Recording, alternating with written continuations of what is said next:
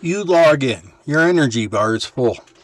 You're ready to make some real progress. You knock out your dailies, run a few dungeons, and then poof. All this energy, gone. That shiny new legendary you just pulled, he's still level 1, just sitting in the portal collecting dust. That one perfect piece of gear you need to finally take down the Nightmare Clan boss, well, now it feels a million miles away. You're stuck in the mid-game and it feels like you're just spinning your wheels. Pouring resources down the drain for what seems like nothing. Your account has slammed into a wall and every point feels totally wasted. Well, that ends today. This isn't just another champion guide. No, this is a blueprint. In this video, I'm laying out the exact farming strategy you need to follow to squeeze every last drop of value out of your energy. We're going to cover the right stages to farm, the non-negotiable stats for your core teams, and the methods that will turn your stagnant mid-game account into an explosive end-game ready powerhouse. So stop wasting energy and let's start building smart.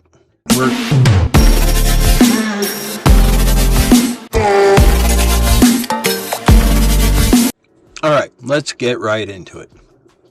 The mid-game, it feels like a trap. You have your starter at 60, you get the basics, and now you're drowning in options. Dungeons, faction wars, Doom Tower, Hydra. Where do you even start? The answer is very simple. Start with a ruthless focus on efficiency. Your one and only goal is to turn all this energy into power at the highest rate possible. Everything else is just a distraction. We're going to break this down into 4 core pillars. You master these, you will shatter the mid-game ceiling. Start pillar number 1. The campaign is your bank. You must master stage 12-3 of Brutal. Let's just be crystal clear. For 99% of you in the mid-game, the single most important place to spend your energy is campaign stage 12-3 on Brutal. Not 12-6, not the Nightmare campaign, just 12-3 Brutal. Why? Because it has the most undisputed best mix of experience and silver per energy used. The XP is fantastic for leveling up food champions, which is the engine that builds your 6 stars. And just as importantly, the most common artifact drop in this stage is a shield. Shields sell for more silver than any other artifact piece, period. This stage is literally gonna be your personal ATM, funding every other part of your account. Your first mission is to build your campaign farmer. This is the one champion who can clear stage 12-3 Brutal all by themselves, with 3 food champions tagging along in under 15 seconds. Ideally, you want that clear time between 7 and 10. So who's your farmer? For most of you, it's the champion you start with. Kale is the standard here. His poisons are a huge help for clan boss, and his AoE attacks are perfect for wiping waves. But Elhain, Aethel, or even a well-built Bellower or Fellhound can get the job done. Honestly, the champion you use is less important as the stats you give them. Here's your non-negotiable stat checklist for your farmer. Number 1, 100% crit rate. And I mean 100%. This isn't a suggestion. Farmer has to crit on every single hit to be completely efficient. Wear a crit rate percentage glove piece, but do whatever it takes to hit that number. As you can see here, my gloves, its crit damage ascended with crit rate 10%. I was able to get the rest of the crit rate up through the rest of the gear So that's just stacking more crit damage. Number 2, high crit damage. Once you hit that 100% crit rate, stack as much crit damage as you possibly can find. An amulet, like this one here, as its main stat, is your best friend. 3, speed. Your farmer needs to be fast enough to go twice before the wave even gets a turn. A good target is around 170 speed, but more is always better. Always use speed. Main stat boots. Number 4, less important but still something to use. Gear set. That free lifesteal gear that you got from logging in, hell, that's your starting point. It'll keep your farmer alive and healthy, letting him solo the stage without a problem. You can see here on mine, I'm running Cruel. That just makes it a little bit easier. I get more attack, plus I ignore the enemy's defense. The classic mistake is getting ambitious and trying to farm Nightmare Campaign. Just don't. It's not worth it. A 7-second run on Brutal 12.3 is definitely more efficient than a 3-minute slog on Nightmare 12.3. The energy cost is double. The rewards aren't twice as good. You get a tiny bit more XP, but you lose out on silver and, more importantly, time. Time is your most precious resource too. A fast farmer lets you burn through your energy during tournaments or when you pop an XP boost.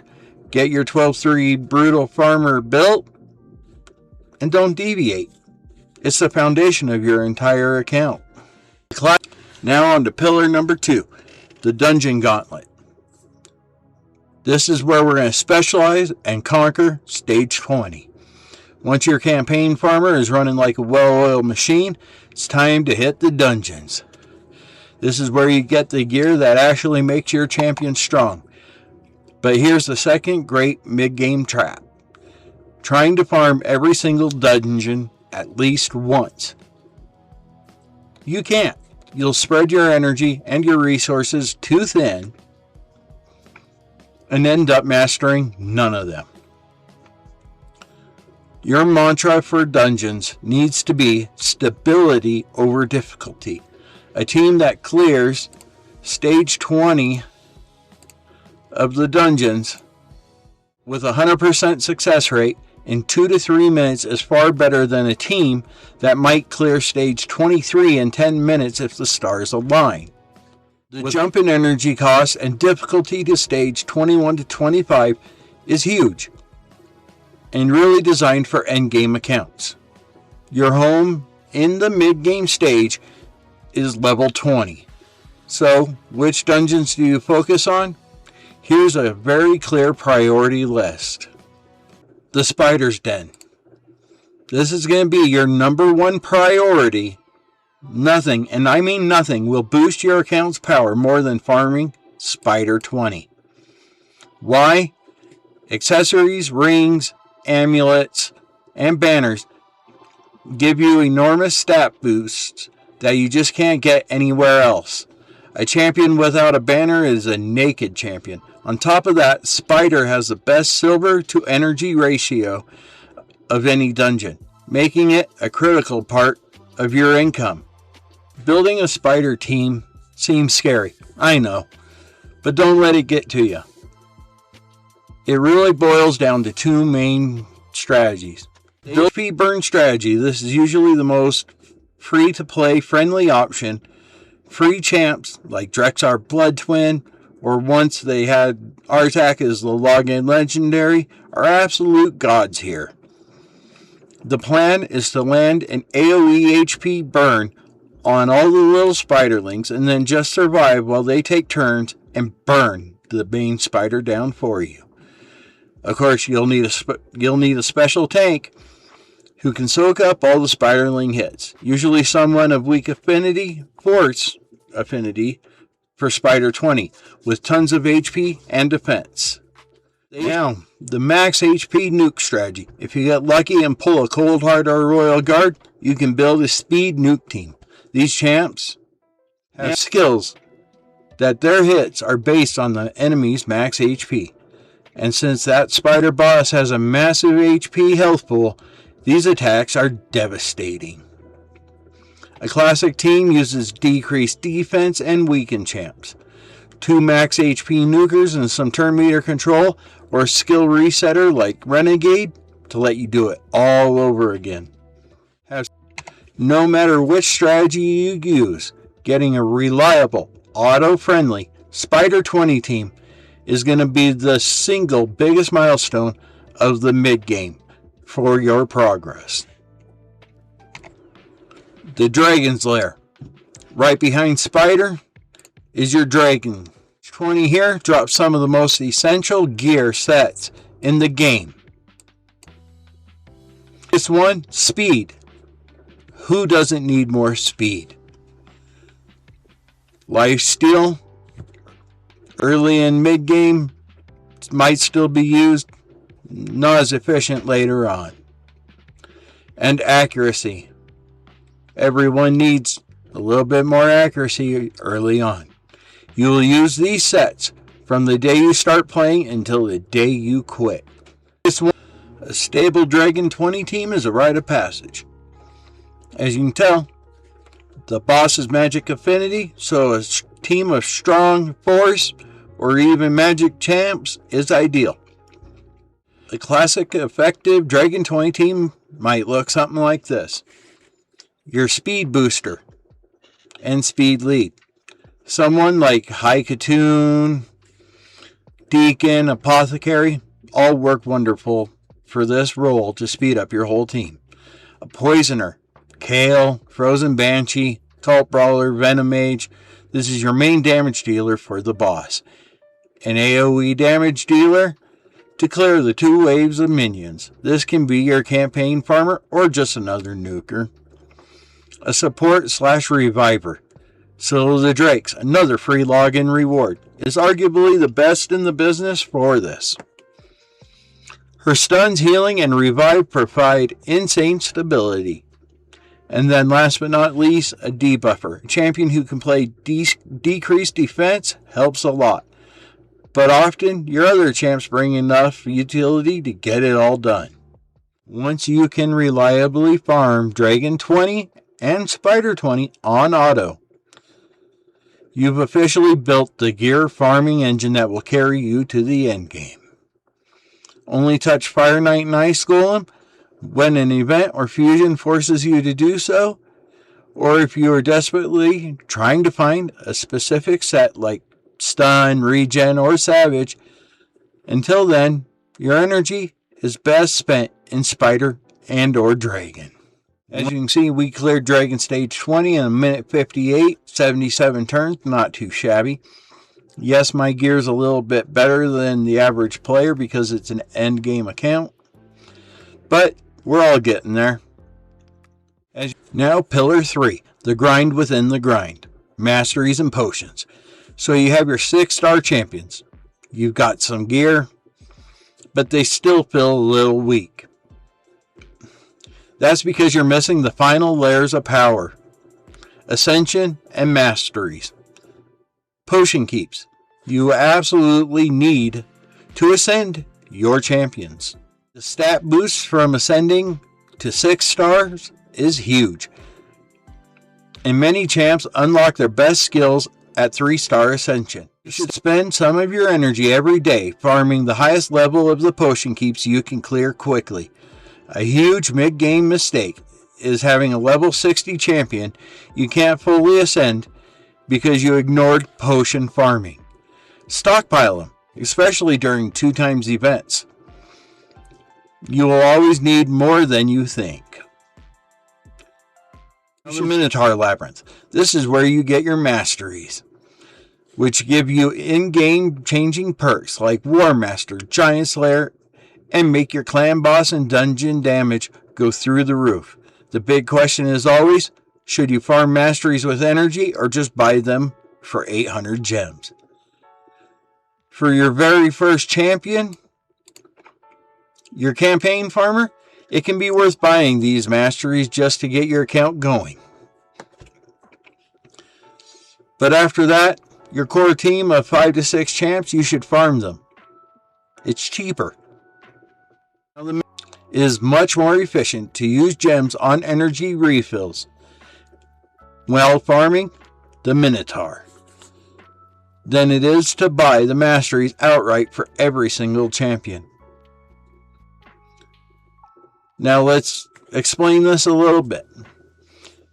If you were to go and buy all the scrolls at once, you're spending 800 gems. If you were to go and just buy the energy to farm stage 15 to boost one champion, you're going to use 640 gems in energy to get that champion full masteries. The key is to be selective. Do not farm masteries for every new epic or legendary you pull. Focus only on the champions that will make up your core clan boss and dungeon 20 teams. A champion without full masteries is only working at 70% of their full potential. Get your core team fully scrolled, watch your damage numbers explode. Focus number 4, avoiding mid-game destruction. The last pillar is all about what not to do. Making these mistakes will bleed your energy dry and stop your progress for months. Mistake number 1, the butterfly collector. You pull a new epic. They look cool. You take them to 40. Okay, now you pull a legendary. You get them to 50. Suddenly you're going to have a roster of 30 half-built, totally useless champions. This is where you'll need to stop. In the mid-game, you need to pick a core team of 5 to 8 champions. Take them all the way to level 60, full ascension, and full masteries. One level 60 champion is worth more than 5 level 50s. Be ruthless with your focus. Mistake number 2, bad silver spending habits. Silver is just as important as energy. And this is why most of us will always be broke. The number 1 bad habit is upgrading mediocre gear. Stop wasting silver rolling 4-star gear or even 5-star gear with bad substats. A 6-star epic piece with a flat main stat on the gloves, chest, or boots is an instant sell. Learn what good substats are. Number 1, speed. That's always the most important. Crit rate percentage, crit damage, accuracy, HP, and defense percentage. And only invest silver in pieces that could actually be great. And please only upgrade your gear during artifact enhancement events to get the most bang for your buck. That way you can get more resources back and double dip. And mistake number 3, impulsive shard pulling. You get an ancient shard, that blue glow calls to you oh so sweet. You pull it, you get a duplicate rare. You just wasted a precious resource. As a mid-game player, you should only pull your ancient, voids, and sacred shards. Of course, during 2 times summoning events. This literally doubles your chances of getting an epic or legendary and is the single most efficient way of building your roster over time. Save your shards. I promise, patience pays off. Mistake number 4, ignoring faction wars. Faction wars might seem like endgame content, but it's not. Even just pushing the early stages of each crypt gives you precious materials for crafting perception gear in the forge. Even as one of the single best gear sets in the game, this set gives you speed and accuracy. It is super efficient to craft and can be the source of some of your absolute best gear. Best part yet, you'll use it in mid and in late game. So, don't sleep on faction wars. You'll regret it. Now, I know that was a lot to digest. The mid game is a complicated puzzle. So I want to hear back from you. What's the single biggest wall you're hitting in your account right now? Are you stuck on Spider 20? Are you constantly broke? Or is your shard luck just terrible? Let me know down in the comments. I read every single one. and I want to help you break that wall. Alright, so let's wrap this up. Your path out of the mid-game is built on a simple but yet efficient foundation. First, you build lightning fast campaign farmer for 12-3 brutal. That's your XP and silver engine. Second, you build stable 100% auto teams for spider and dragon 20. That's your gear factory. Second, you systematically farm potions and masteries.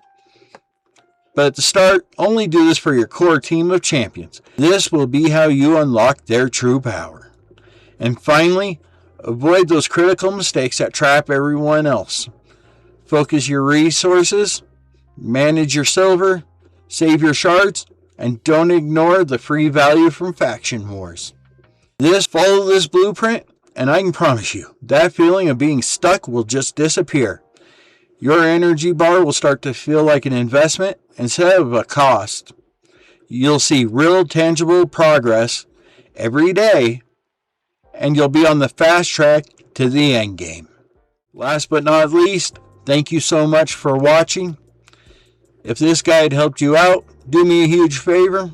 Hit that like button, subscribe to the channel, and now, go farm smart, and I'll see you in the next video. Happy raiding!